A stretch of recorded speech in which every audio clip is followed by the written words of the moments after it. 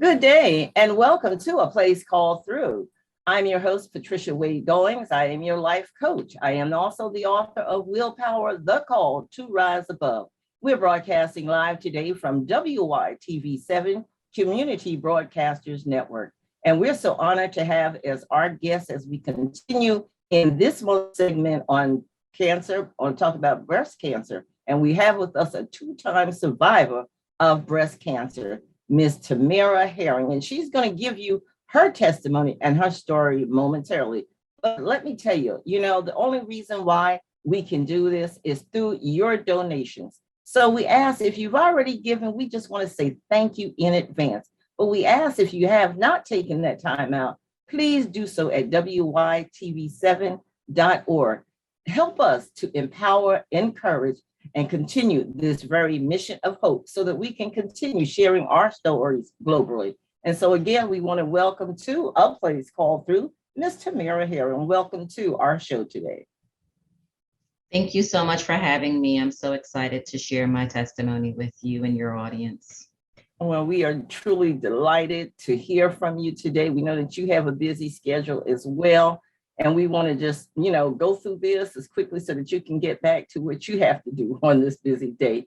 But we just want our listeners and our viewers to know a little bit about you. As we stated in our intro, that you are a two-time breast cancer survivor. So take us back to, growing up, and then now you find out that you have breast cancer.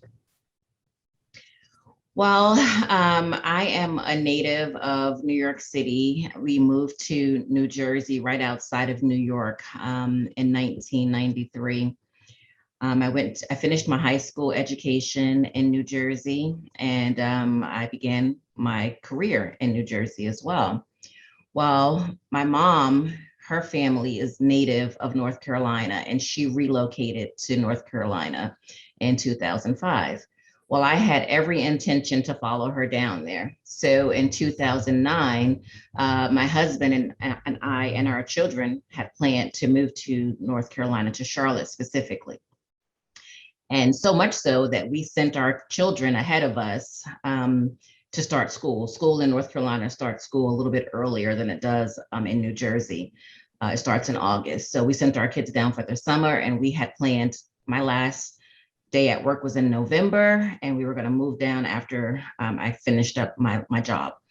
Well, in September of 2009, well, actually before that, in August, I found a lump.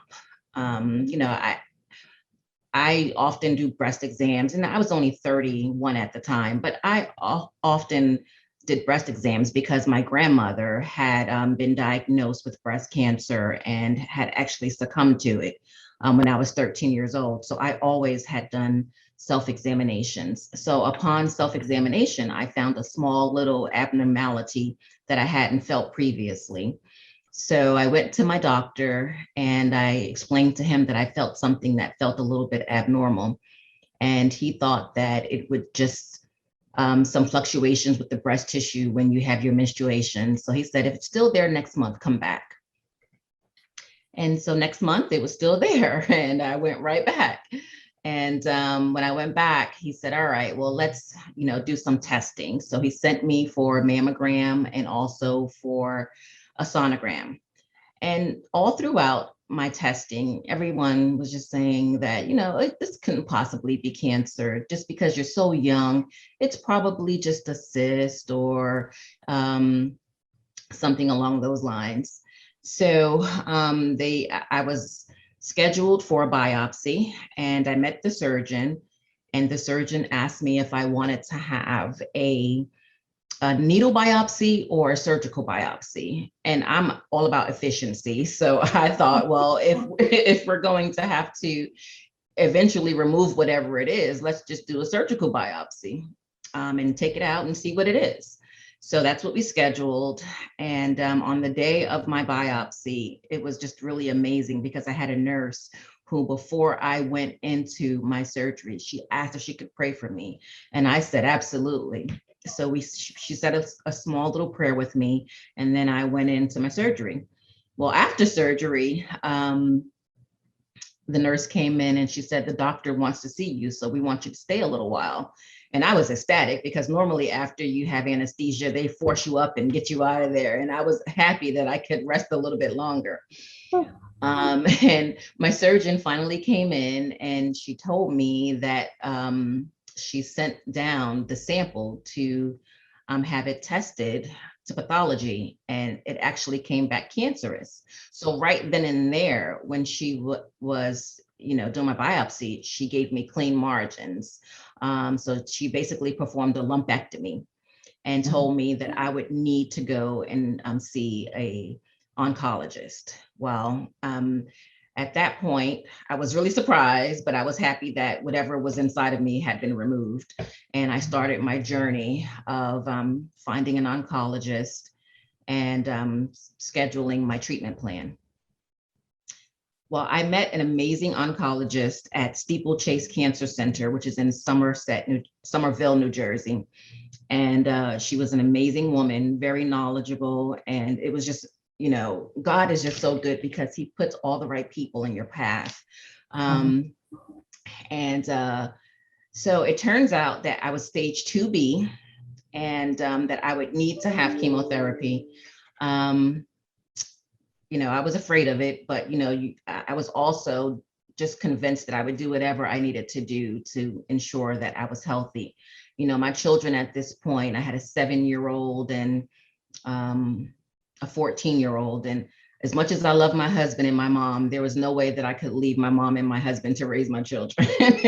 So, the fight began, and I was treated with ACT, which is, no, I'm not even going to attempt to pronounce what those things are, but definitely Taxol. So I had 6 treatments every 3 weeks.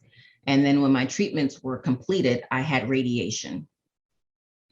And, that was the end of it. So the kids ended up coming back to New Jersey. We never made the move to North Carolina. After the school year was over, the kids came back to New Jersey and we stayed in New Jersey. And then I was also prescribed tamoxifen for the next 5 years to complete the treatment. So for the next 5 years, I was completely cancer-free. So Tamara, I want to back up a little bit. When you first got your diagnosis, what was it like now that, okay, reality has set in, this is cancer? How did you react in terms of telling the children in your family that this is what you have to deal with now? I didn't tell the children immediately because I didn't know what to expect. I told, of course, my mom knew, and my mom is a prayer warrior. So she was probably one of those first people that I called because, she and the prayer team, they just hopped right on and jumped right on and made sure that they covered me with prayer. But I didn't tell a lot of people initially. And I'll tell you why I didn't tell people initially. It wasn't because I was ashamed or afraid. The thing is, when you tell someone you're sick, they start feeling sad and, getting overwhelmed. And then you're expected to comfort them. Oh, it's okay. I'm all right. And I didn't want to deal with that, I was just truly focused on my health and making sure that I could fight this and beat it. I mean, I really had an upbeat attitude. I knew that I would conquer it. And that's good that you felt that way. I'm a 7-year survivor myself. And, when I went to the doctor and after, we got all the test results back. And when he sat me down and he was like, well, Ms. Goings, I just want to let you know that, the test came back, this is cancer. I think that was the first time that I felt fair. And I just sat there, as you go into some doctor's office, you just feel cold anyway. And that day, that blue room just felt so much colder. And the doctor was very comforting. I must say, he got up out of his chair and he actually came and put his hand on my shoulder, comforting me. Because at this point, I'm like, I'm about to lose it now. And he was like, but you know the word. And that just that just blew everything that he had said previously out of the way, because I have never had the doctor to actually tell me about the word of God. So I knew then that God had put him here for a reason to help me. And so, after we got past that and I sucked up the tears, I was ready now. I knew that I had to go into battle, but how was I going to go into this battle? And so he asked me about my children. I do have 2 sons. And, I'm thinking now, well, they're men. So how am I going to now, tell them about this? And I was like, I blew it off. I really was like, no, we're not going to do this. And he says, no, Miss Goings, you go home and you tell your children what's going on. And I'm like, yeah, okay. So I did finally, do, but I shared with you that part because I understand that feeling that, to tell people, for me, telling people made me feel like I had done something wrong or that I was contagious, that if you just touch me, you'll catch it, nobody would want to be bothered with me, or then they would come with the pity parties. And like you said, then you have to end up, trying to support them when you're actually the person that's going through this. So I went through that as well in going through the chemo and when I went through the radiation, the chemo was kind of hard for me because when I got into this room, also the room seemed very cold. And I just didn't want to be bothered and I didn't know what I was going to go through. And so I met a nice little lady, Anna, and Miss Anna and her mom walked me through it. And she had just had her first child and she's facing a double mastectomy. But that girl walked me through every chemo section. We did lunch together. She just brought crossword puzzles. She was kind of like looking for me every day. So God does put angels in your pathway for you, somebody to comfort you, even though you're going through what seems to be the hardest times of your life. Radiation, the doctor, he was just so overwhelmingly kind. So I did have people that were really genuinely reaching out, but then there was another group of people. Can I feel it? Can I touch it? Does it hurt? They would just really just going in after me, making me feel uncomfortable. So, but thank God he is who he is. But listen, we're going to take a quick commercial break, and then we're going to come back and get some more of your story. And then I'm going to give our listeners and also viewers some facts about women and breast cancer. So stay right there with us on A Place Called Through at WYTV7 Community Broadcasters Network. We'll be right back after this commercial break.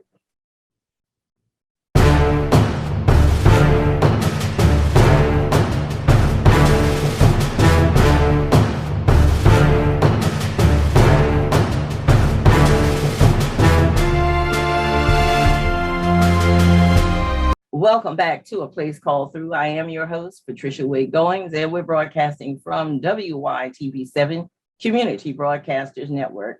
We're talking with Ms. Tamara Herring today. She is a 2-time breast cancer survivor, and she is giving her testimony of what it's like to be a 2-time survivor, as well as this process of going through breast cancer.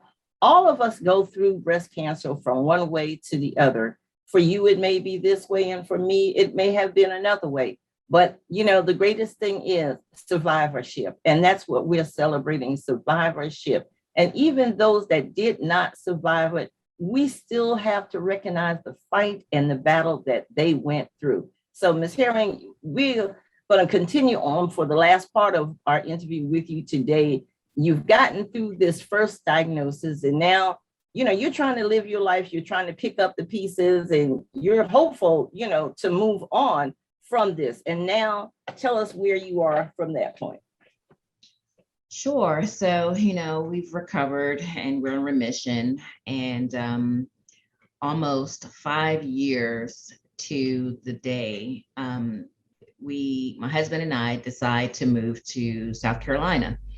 And I am planning the move and still doing my self-exams. And in January, I feel just a little bit different feeling over where my scar is, my scar tissue. So I have a little scar there from my lumpectomy surgery. And I do my exams and I feel that it feels a little different than it normally does.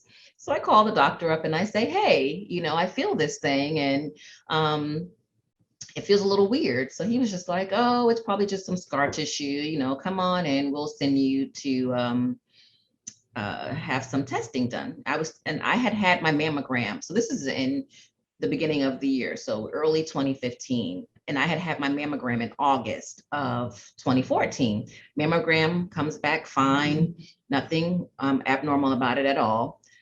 So he sends me to a radiologist, and he does a sonogram, and he says, and mind you, this happens on the last day that I'm in New Jersey on my way. My kids are already here for school. So my husband and I moved down here. We get the kids enrolled in school in South Carolina.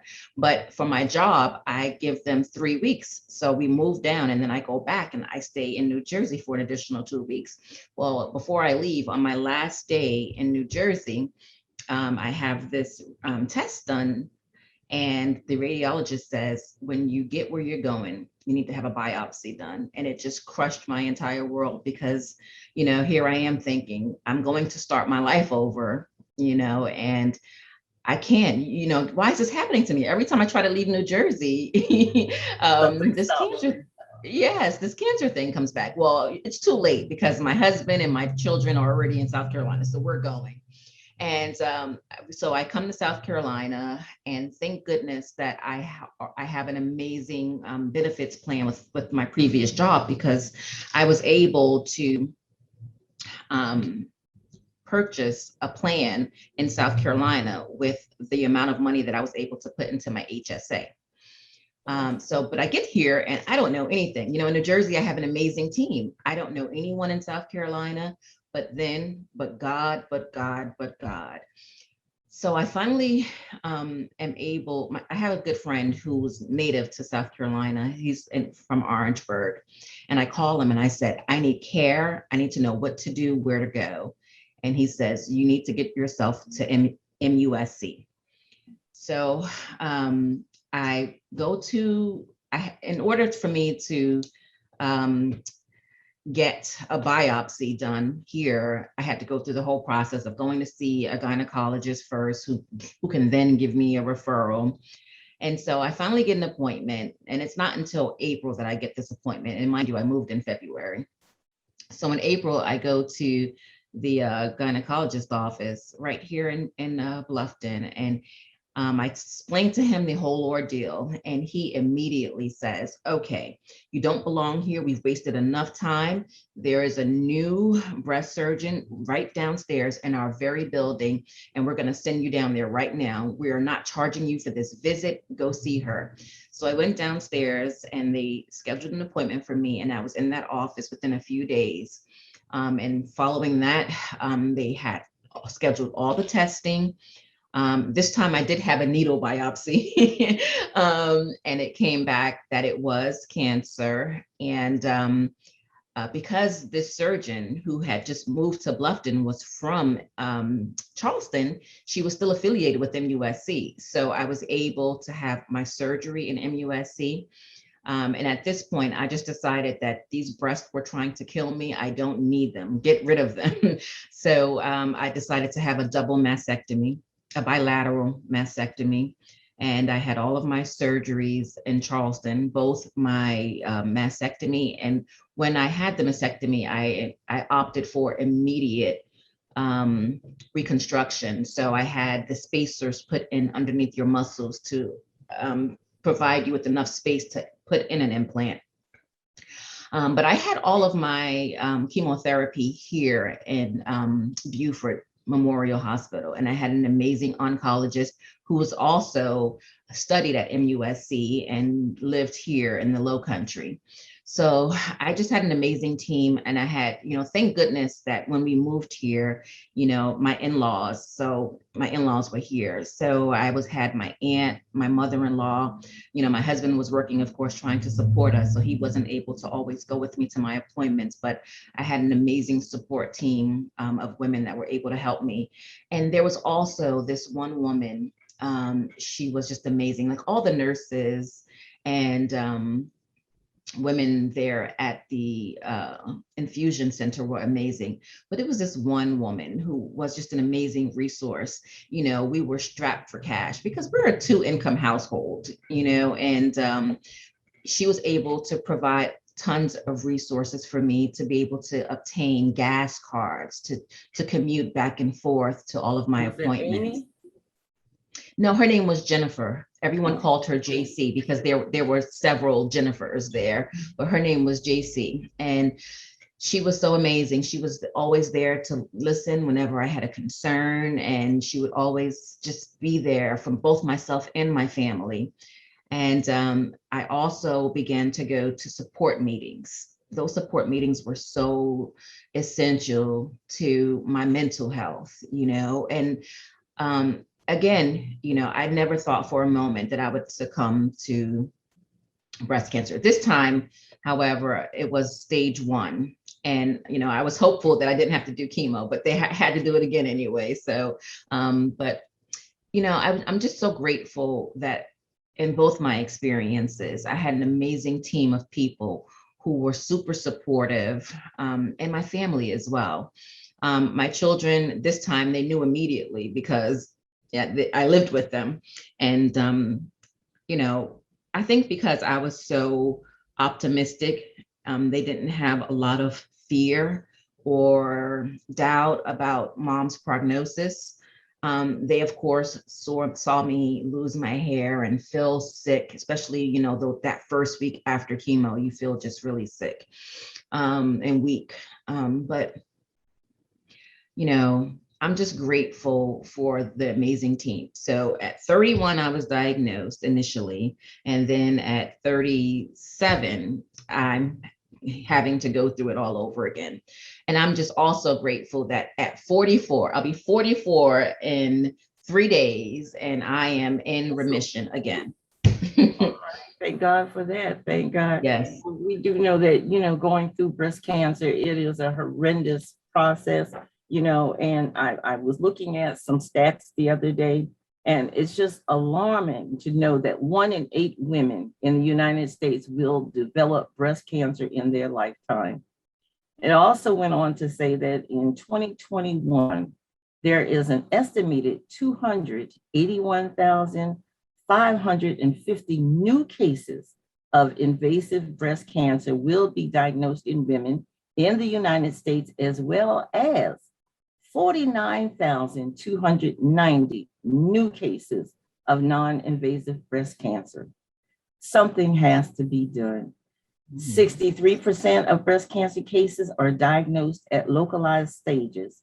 And, and it's good that, we can find it early enough to, help beat this thing. But this year, there's an estimated 43,600 women that will still die from breast cancer in the United States. And then it went on to say that rarely, men too, they get breast cancer. When you say that, they look at you like, really? In 2021, there's an estimated 2,650 men will be diagnosed with breast cancer this year in the United States. And of that number, 530 of them will die from breast cancer.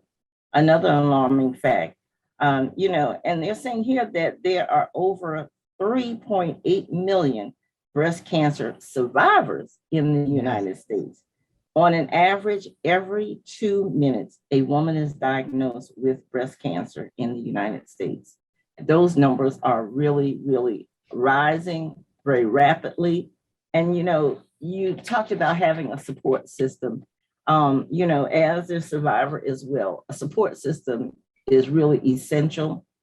You cannot go through this process without somebody being there.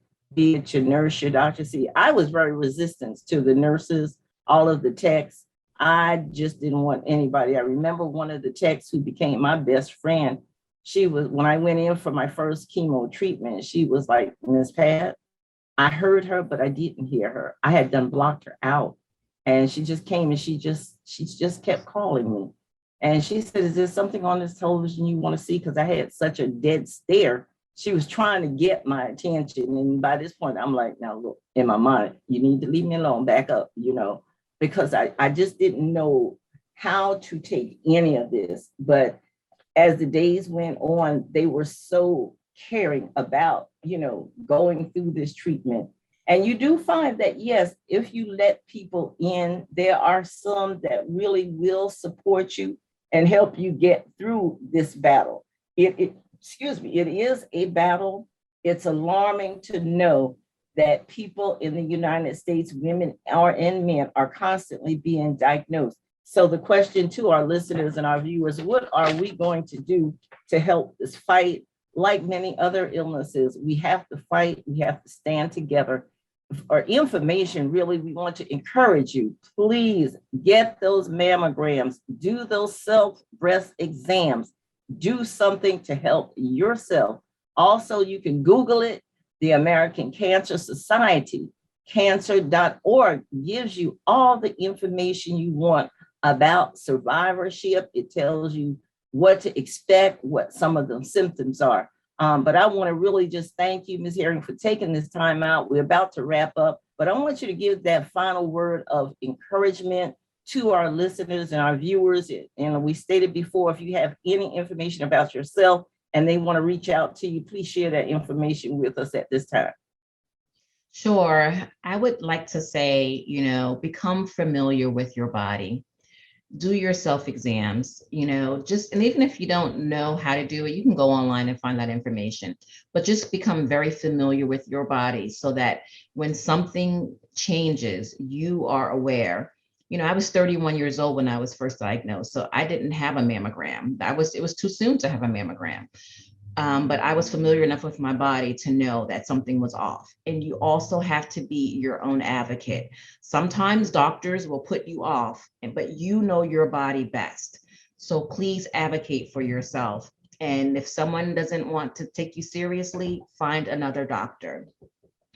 The earlier that you catch your breast cancer, the earlier and the sooner you can receive treatment, and the better your outcomes will be. You can reach me on, let's see, I'm on Facebook. My name on Facebook is Tamara Herring. If you need to reach me via email, my email address is tamararherring@gmail.com. I'm more than willing to answer any questions or concerns. I'm also the executive director at the Morris Center for Low Country Heritage in Ridgeland, South Carolina. We are a museum. So if you're local, please stop in and come say hi to me. But yes, I just want to thank you so much for having me on today. Breast cancer awareness is something that's very close to my heart. So please get your screenings, do your self-exams, and be your own advocate. We want to really thank you so very much for sharing your story. That's part of breast cancer too. A lot of times we don't want to share our story, because we talked about the shame, the fear, and the hurt. But, we're glad that you're one that came forth to share with us today at a place called Through, sharing it on WYTV7 Community Broadcasters Network, where I am the host, Patricia Wade Goings. I am also evangelist Patricia Goings. I am a life and health and wellness coach, Patricia Goings. I am the host of this very show. I am also the author of that book, Willpower, The Call to Rise Above. Hey, if you like this story and you want to share your story, please call me in area code of 843-608-9744. You can reach me by email at pgoingswp@gmail.com. Go to my website for updates, www.willpower.org. Please get in contact with us, share your story, help us continue our mission of hope. And please, we ask you to pledge today. Make your donation to help us to continue, empower, encourage, and inspire others as we do so globally. Once again, it's been my pleasure of having you as my host. God blessings to you and to our listeners and our viewers. We hope you call us back in and say, hey, we want to share our stories. We're looking out for you. Thank you much.